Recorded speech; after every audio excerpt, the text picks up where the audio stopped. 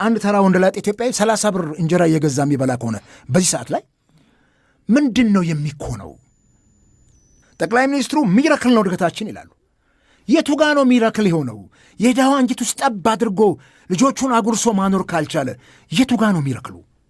መንግስት አዋጆችን የሚያወጣው የራሱን ዕድሜ ለማርዘም ብቻ ህዝብ ላይ የሚጭናቸው ከሆነ የት ድረስ ነው የሚያስኬደው? መንግስትንስ ህዝብስ ያልወደደው መንግስት፣ ህዝብስ የሚነጫነጭበት፣ ህዝብስ የሚያጉረመረምበት መንግስት እስከምን ድረስ ነው አገር የሚመራው?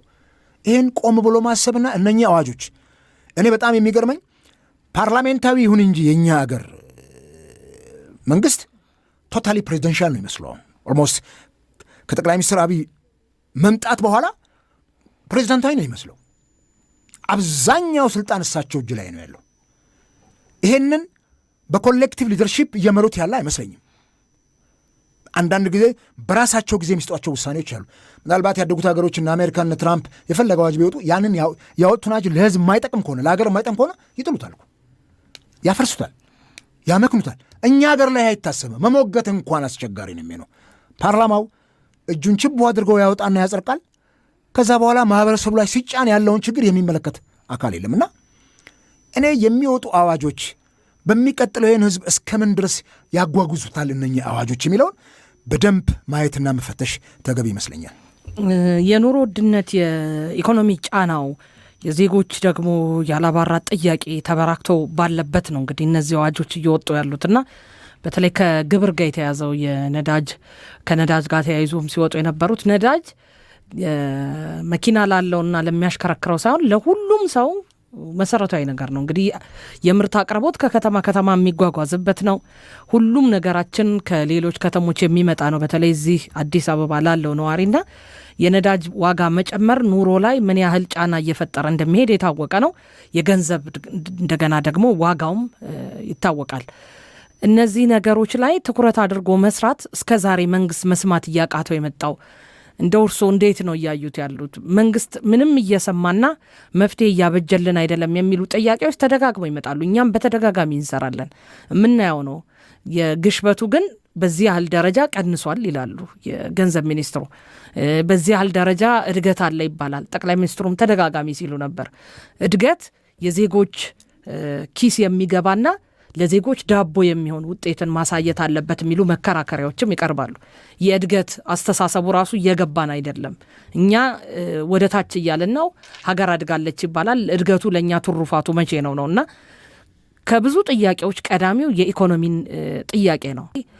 የተትረፈረፈ ኑሮ ሳይሆን ባለን እንዴት እንኑር የሚለው ነው ምላሽ እያገኘ ያለው ነው። አቶ አበበ በዚህ ላይ ምን ይላሉ? እንግዲህ አንድ መንግስት ስልጣን ላይ የሚወጣው የህዝብ ጥያቄዎች ተገቢው ምላሽ አቅም በፈቀደ መጠን ተገቢው ምላሽ እንዲያገኙ ነው። በተለይ የኢኮኖሚ ጥያቄ ወሳኝ ነው።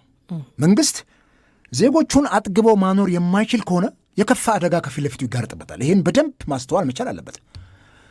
ዜጎች የዕለት ጉርሳቸውን ሸፍነው መኖር ካልቻሉና መንግስት ዜጎች የዕለት ጉርሳቸውን የሚሸፍኑበትን እድገት ማምጣት ካልቻለ የቱ ጋ ነው እሱ እድገቱ? ሰው እየተራበ እየታረዘ አቅም አጣሁኝ እያለ ለልመና ጎዳና እየወጣ ሕፃናትን ማሳደግ አቅቶት ወደ ከተማ እየላከ ደላላዎች ሕፃናትን ሰብስበው አምጥተው ትልልቅ ከተማዎች ውስጥ እየበተኑ በልመና እያሰማሩ ይሄን አይናችን እያየ እኛም በየጓዳችን በየቤታችን አንድ ኢትዮጵያዊ አንድ ተራ ወንደላጤ ኢትዮጵያዊ 30 ብር እንጀራ እየገዛ የሚበላ ከሆነ በዚህ ሰዓት ላይ ምንድን ነው የሚኮነው? ነገ እኮ እነኚህም ነጋዴዎች እኮ እነሱ ጋር ሄዶ የገንዘብ መጠኑ በዚህ ደረጃ ቀነሰ እኮ የትኛውም እኮ ሰራተኛ ሄዶ እኮ ሆቴል ውስጥ መጠቀም አይችልም። አሁን ባለው ሁኔታ እየተጠቀመም አይደለም። ከዚህ አንጻር ይሄ ኢኮኖሚ አድጓል ብለን ስንል ለማን ነው ያደገው?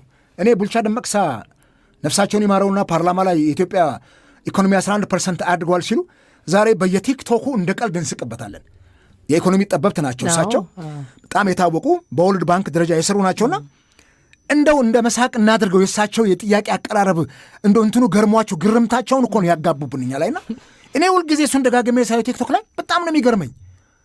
ምን ትርጉም አለው? ሰው ጠግቦ ካልበላ ጠቅላይ ሚኒስትሩ ሚራክል ነው እድገታችን ይላሉ። የቱ ጋ ነው ሚራክል የሆነው? የድሃው አንጀት ውስጥ ጠብ አድርጎ ልጆቹን አጉርሶ ማኖር ካልቻለ የቱ ጋ ነው ሚራክሉ?